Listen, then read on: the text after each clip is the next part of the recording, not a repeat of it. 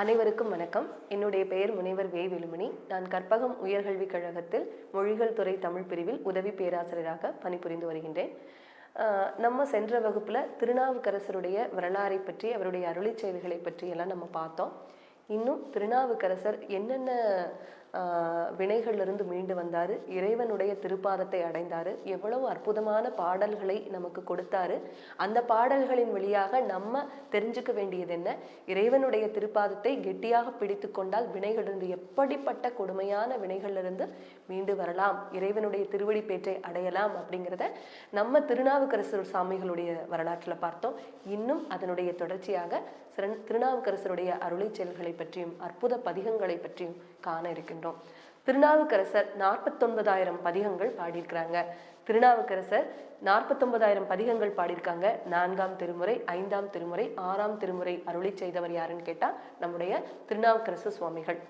மிக அற்புதமான பாடல்கள், மிக அற்புதமான அருளி செயல்கள். அவருடைய பாடல்களுக்கு செவிமடுத்து அதை கேட்டு ரசித்து இறைவன் மிக அருளி செயல்களை அணுக்கமாக கொடுத்திருக்கிறாரு அப்படிங்கிறத நம்ம இன்னும் விரிவாக பார்க்குறோம். எப்படி அப்படின்னு கேட்டோம்னா, திருநாவுக்கரசு சுவாமிகளுடைய அவரையே குருவாக ஏற்றுக்கொண்ட அப்பூதியடிகள் நாயனார் அவர் என்ன பண்றாரு அப்படின்னு பார்த்தோம்னா, அத்துணைக்குமே அவருடைய பேரை தான் கொடுத்தாரு. அவர் வீட்டில் இருக்கிற பொருள்களாகட்டும், அவருடைய மகன்களாகட்டும், அவர் ஒரு தண்ணீர் பந்தல் சாலை வைக்கிறாரா அதற்கு பெயராகட்டும், இப்படி எதுவாக இருந்தாலும் திருநாவுக்கரசு சுவாமிகளின் பெயராலே வைக்கின்றார். அப்போ அந்த அளவுக்கு திருநாவுக்கரசு சுவாமிகள் மேல பக்தி, அன்பு, காதல், மரியாதை அத்தனையும் கூடி அப்பூதியடிகளுக்கு இருந்தது. அவர் அதுவரைக்கும் திருநாவுக்கரசு சுவாமிகளை பார்த்ததே இல்லை. ஆனா காண வேண்டும்ங்கிற பெரு விருப்பம் இருந்தது அவருக்கு. அப்போ ஒரு முறை திருநாவுக்கரசு சுவாமிகள் வந்துட்டு இருக்கும்போது அந்த இடத்துல பாக்குறாரு, எல்லா பொருட்கள் அல்லது முதல்ல தண்ணீர் பந்தல் சாலையில திருநாவுக்கரசு சுவாமிகளின் தண்ணீர் பந்தல் சாலை அப்படின்னு. இப்போ இதை நிறுவனது யாரு அப்படின்னு நினைக்கும் போது தன்னுடைய பேர்ல நிறுவியிருக்காருன்னா எவ்வளவு ஒரு அற்புதமான அன்பு வச்சிருக்கிறாரு அப்படிங்கிறத நினைச்சு பார்த்துட்டு அப்பூதியடிகள்கிட்ட கேட்கிறாரு, யாரு இந்த திருநாவுக்கரசன்? அப்போ நான் வணங்கக்கூடியவர், மிக அழகாக அற்புதமாக இறைவன் மேல பாடல்களை பாடுறது மட்டும் இல்லாத தீவிரமான அன்பு வச்சிருக்கிறவர் அப்படின்னு சொல்றாங்க. நான் தான் அந்த திருநாவுக்கரசு அப்படின்னு தன்னை அறிமுகப்படுத்திக்கிறாங்க. நீங்க தங்க வீட்டுக்கு வந்தே ஆகணும், எழுந்தருளி ஆகணும், என்னுடைய வீட்டுல நீங்க உணவருந்தி ஆகணும்னு மிக வருந்தி அன்போட கேட்டுக்கிறாரு. அவருடைய அன்புக்கு இவரும் இணங்குறாரு திருநாவுக்கரசு சுவாமிகள். அவருடைய வீட்டுக்கு போறாங்க, அப்பூதியடிகள் வீட்டுக்கு. உடனே அவ்வளவு மகிழ்ச்சி, பேர் மகிழ்ச்சி. ஏன்னா குரு இறைவனே வந்தது போல நாம் யாரை விரும்புறோமோ அவங்க வீட்டுக்கு வந்துட்டாங்க. அவ்வளவு ஒரு அன்போட, பெரு விருப்போட, காதலாகி கசிந்து கண்ணீர் மல்கின்னு எப்படி திருஞான சம்பந்தர் சொல்வாரோ அதை போல தன்னுடைய காதல் அத்தனையும் திருநாவுக்கரசு சுவாமிகளை மனசுல வச்சுட்டு உடனடியா விருந்து தயாரிக்கிறாங்க. அத்தனை குழந்தைகள் பொருள் எல்லாத்தையும் பாக்குறாரு அப்பர் பெருமான். தன்னுடைய பெயராவே வச்சிருக்கு, எப்படி இருக்கிறாரு அப்படின்னு உள்ளம் நெக்குருகி நிற்கிறாரு. அவர் குடும்பம் எல்லாருமே சீரா சிறப்பா வாழணும்னு மனசார இறைவனை நினைத்து வாழ்த்துறாரு. அப்ப என்ன ஆகுது அப்படின்னு கேட்டா, தன்னுடைய பெரிய மகனான மூத்த திருநாவுக்கரசு இளைய மகனுக்கு இளைய திருநாவுக்கரசன்னே பேர் வைக்கிறாரு. சுவாமிகள் சாப்பிட்றதுக்காக வாழை இலை அரிஞ்சு வா அப்படின்னு கூப்பிட்டு சொல்றாரு. இந்த குழந்தையும் அப்பா சொன்னதை கேட்டுட்டு வேகமா ஓடி தோட்டத்துக்கு போய் வாழை இலையை அரிஞ்சு வரும்போது ஒரு அரவம் தீண்டிடுது. தீண்டின்னு அந்த குழந்தை, அந்த குழந்தையுடைய பெருவிருப்பு பாருங்க, நம்ம வீட்டுக்கு திருநாவுக்கரசு சுவாமிகள் வந்திருக்காங்க, அவங்க சாப்பிடணும்னு தன்னுடைய தந்தையிட்ட கடமையை அவ்வளோ அழகா நிறைவேற்றுது. இதுல ஒரு விஷயத்த நம்ம பார்க்கணும். குழந்தைகள் சொல்றத, தந்தை சொல்றத எப்படி கேட்குறாங்க? அப்ப தன்னுடைய தந்தையார் இப்படிப்பட்ட மிகப்பெரிய பெறுவதற்கரிய சான்றோர் நம்ம வீட்டுக்கு வந்திருக்காங்க, நம்முடைய தந்தையார் இப்படி ஒரு பணியை கொடுத்துருக்காங்க, இந்த பணி உயிர் போகக்கூடிய நேரம், அந்த நேரத்துல கூட நம்ம தந்தையார் கொடுத்த பணியை செய்து நிறைவேற்ற வேண்டுங்கிற கடப்பாடு அத்தகைய பெரியவருக்கு செய்ய வேண்டும், மிகப்பெரிய சான்றோருக்கு, சமய குறவருக்கு செய்ய வேண்டுங்கிற ஒரு விருப்பம். இதையெல்லாம் அந்த குழந்தை அந்த விஷத்தையும் மீறி வர வைக்குது. கொடுத்துட்டு அந்த குழந்தை விழுந்து இறந்து போகுது. அப்போ உடனே அப்பூதியடிகளுக்கு மிகப்பெரிய வருத்தம், தன்னுடைய குழந்தை இறந்து போச்சு, அரவு திண்டி. அந்த வருத்தத்தை விட திருநாவுக்கரசு சுவாமிகள் உணவருந்த முடியாதே, இப்படி ஒரு செய்தியை கேட்டால் அவர் வருந்துவாரே, சாப்பிடாம போயிருமே, மிகப்பெரிய ஒரு இறைவனுடைய திருவடி நிழல் பெற்ற அடியார் நம்ம வீட்டுக்கு வந்திருக்கும் போது இப்படி வந்திருக்கே அப்படின்னு சொல்லி வருத்தப்பட்டு அதையும் மறைக்கிறாரு.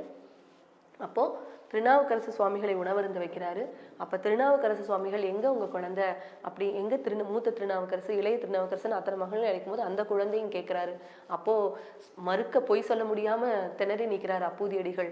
அப்போ உடனே யாரு கேட்கிறாங்கன்னா, திருநாவுக்கரசு சுவாமிகள் கேட்டதுக்கு மறைக்க முடியாம பொய்யும் சொல்லக்கூடாதுன்னு சொல்லி உண்மையை சொல்லுகிறாரு. இந்த மாதிரி ஆயிடுச்சுன்னு உடனே நம்முடைய குழந்தை அரவு தீண்டி இறந்து விட்டது, தங்களுக்கு தெரிந்தா மனம் நொந்து உணவருந்த மாட்டீங்கிறதுக்காக அதை மறைச்சேன் அப்படின்னு சொல்றாரு.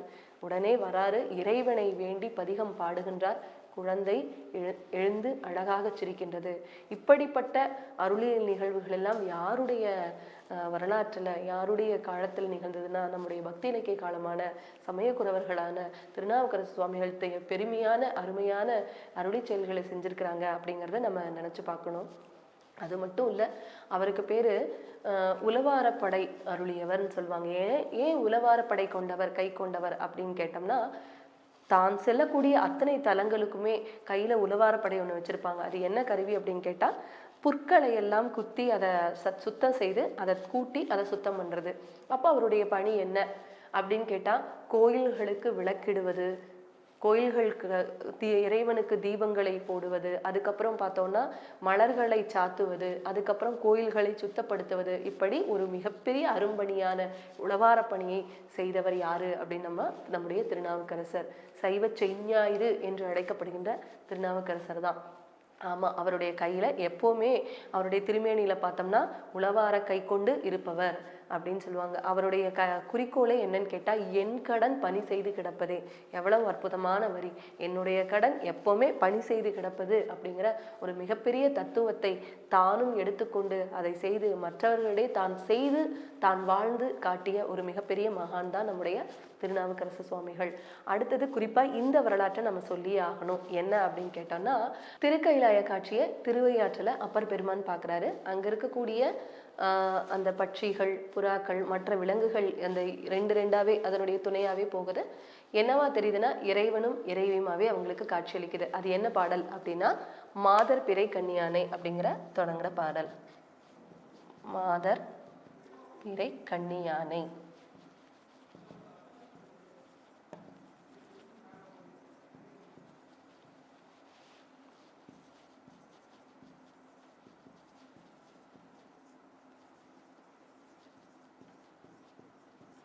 அது என்ன பாடல் அப்படின்னா, மாதர் பிறை கண்ணியானை மலையான் மகளொடும் பாடி போதோடு நீர் சுமந்தேத்தி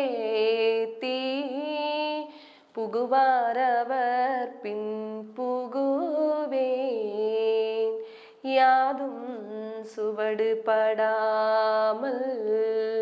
ஐயாரடைகின்ற போது காதன் மடப்பிடியோடும் களிறு வருவன கண்டேன், களிறு வருவன கண்டேன், கண்டேன் அவர் திருப்பாதம் கண்டறியாதன கண்டேன், கண்டேன் அவர் திருப்பாதம் கண்டறியாதன கண்டேன், கண்டேன் அவர் திருப்பாதம் கண்டறியாதன கண்டேன், கண்டேன் அவர் திருப்பாதம் கண்டறியாதன கண்டேன் அப்படிங்கிற பாடல். அந்த பதிகத்தில் பார்க்கும்போது அப்படியே அவருக்கு திருக்கைலாய காட்சியை இறைவனும் இறைவியும் அளிக்கிறாங்க. எவ்வளோ ஒரு அற்புதமான நிலையை இந்த பாடலில் இந்த பதிகங்களில் நம்ம உணரலாம். அது மட்டும் இல்லை, நம்முடைய அப்பர் பெருமான நம்ம தாண்டக வேந்தர் என்று அழைப்போம். தாண்டக வேந்தர், ஏன்னா தாண்டகம் பாடுவதிலே அவர் வேந்தர். இப்போ தாண்டகம் அப்படிங்கிறது ஒரு சிற்றிலக்கிய வகை. அது 6ஆம் நூற்றாண்டுக்கு அப்புறம் எழுந்தது. இந்த தாண்டகம் திருக்குறுந்தாண்டகம், திருநெடுந்தாண்டகம், குறுந்தாண்டகம், நெடுந்தாண்டகம் அழைக்கப்படுகிறது. 6 அடியில் பாடுறது, எண்சீரடியில் பாடுறது அப்படின்னு இருக்கிறது. 6 அடியில் பாடினோம்னா திருக்குறுந்தாண்டகம்னு சொல்கிறோம். 8 எண்சீரடியில் பாடினோம்னா திருநெடுந்தாண்டகம்னு சொல்கிறோம். அப்பர் பெருமான் அதில் வல்லவர். அதனால தான் நம்ம தாண்டக வேந்தர்னு அழைக்கிறோம். அவருடைய பாடலில் போற்றி திருத்தாண்டகமும் ஒன்று. அது என்ன அப்படின்னா, அற்புதமான பாடல். அதுவும் அது கைலாய காட்சி அமைகிற மாதிரி தான் அந்த திருத்தாண்டம் இருக்கும். அதையும் பாடலாவே நம்ம பார்த்துடலாம்.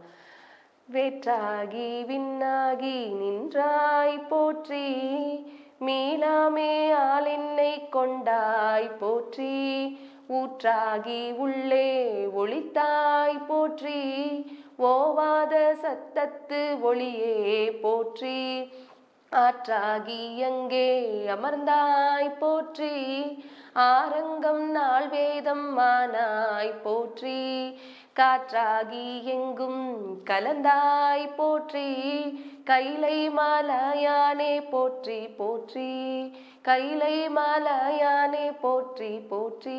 அதுக்கப்புறம் தாண்டகத்தோட மட்டும் இல்ல, தாண்டகம் பாடுறதுல வல்லவர்னு சொல்லி பார்த்தோம். இன்னும் என்ன அருளி செயல் அப்படின்னா, வேதாரண்யத்துல திருமறை காட்டுல திருஞான சம்பந்த சுவாமிகளும் அப்பர் சுவாமிகளும் போறாங்க. அங்க கோயில் வந்து திருக்கதவம் அடைக்கப்பட்டிருக்கு. தாமும் மற்றவர்களும் அனைவரும் வழிபடுறதுக்காக பதிகம் பாடலாம் அப்படின்னு சொல்லிட்டு பாட ஆரம்பிக்கிறாங்க. சதுரம் மறைத்தாள் அப்படின்னு சொல்லிட்டு ஆரம்பிக்கும் போது ஒரு பதிகத்தை பாடி முடிக்கும் போது கோயில் கதவம் திறக்குது. வழிபட்டுட்டு திருஞான சம்பந்த சுவாமிகள் பாடல் பாடுறாங்க. கோயில் கதவம் மூடப்படுது. அப்போ உடனே அப்பர் சுவாமிகள் கேட்குறாங்க, 10 பாடலை பாடினதுக்கு அப்புறம் தான் கோயில் கதவம் திறக்குது, நீங்க ஒரு பாடலை பாடினே கோயில் கதவம் முடிடுச்சே அப்படின்னு சொல்லும்போது, உங்களுடைய 10 பாடல்களை ஒரு பதிகத்தை இறைவன் கேட்கறதுக்கு விருப்பப்பட்டிருக்காரு. அந்த பெருவிருப்பினால் தான் அந்த 10 பாடலுக்கு அப்புறம் கதவு திறந்திருக்கு அப்படின்னு சொல்லி திருஞான சம்பந்த சுவாமிகள் சொல்லும்போது அப்பர் பெருமான் அவ்வளோ மகிழ்வார். எவ்வளோ ஒரு பெரிய ஞானம் உடையவர். அதனாலதான் 3 வயதுல இறைவன் இறைவியால திருஞானப்பால் உண்ட பெருமைக்குரியவர், பேற்றுக்குரியவர் அப்படின்னு சொல்லி திருநாவுக்கர சுவாமிகள் சம்பந்த பெருமானை கையெடுத்து வணங்குவார். உடனே அப்பரே அப்படின்னு சொல்லி கையெடுத்து திருஞான சம்பந்த சுவாமிகள் வணங்குவாங்க. இந்த நிகழ்வு நமக்கு மிகப்பெரிய ஒரு அன்பு நிலையும், இறைவன் கிட்ட உண்மையான அன்பு இருந்தா இறைவன் வந்து ஓடோடி வருவார், அணைத்து கொள்வார். அதுல வயது வித்தியாசம் இல்லை, எந்தவித நிலையும் இல்லை. ஆணவமின்றி மலமின்றி தூய மனத்தோடு தூய வெள்ளை உள்ளத்தோடு இறைவனுடைய திருவடியை வணங்கினால் இறைவன் வருவார் அப்படிங்கிறது நம்முடைய திருநாவுக்கரசு சுவாமிகளுடைய வரலாற்றில் தெரிஞ்சுக்கலாம். இதுவரைக்கும் நம்ம திருநாவுக்கர சுவாமிகள் செய்த அருளை செயல்கள், அவருடைய பதிகங்கள், பாடல்களோட எண்ணிக்கை அப்படிங்கிறத பற்றி, பாடல்கள் பற்றியெல்லாம் நம்ம பார்த்தோம். இனி அடுத்த வகுப்புல நம்ம சுந்தரமூர்த்தி சுவாமிகளை காண இருக்கிறோம். நன்றி, வணக்கம்.